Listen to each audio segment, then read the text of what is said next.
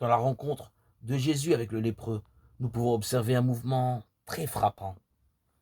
Un lépreux, un proscrit, interdit de contact, exclu, condamné à n'approcher personne, à se tenir à l'écart des villes et villages et à signaler sa présence à distance. Un lépreux s'approche pourtant de Jésus. Non seulement celui-ci ne le repousse pas, mais il le touche. Ce contact entre Jésus et l'impur est décisif.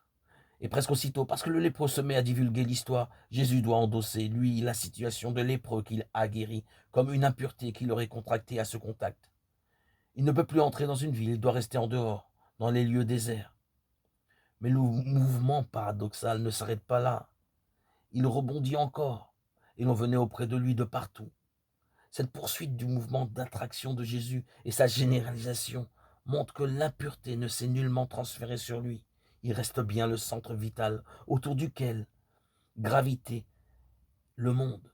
Jésus, quand il s'écarte du monde, voit le monde venir à lui de plus en plus, comme magnétiquement. Puissance du magnétisme de Jésus. Prophétie en acte. Quand je serai élevé de terre, j'attirerai tous les hommes à moi. Jean 12, verset 32.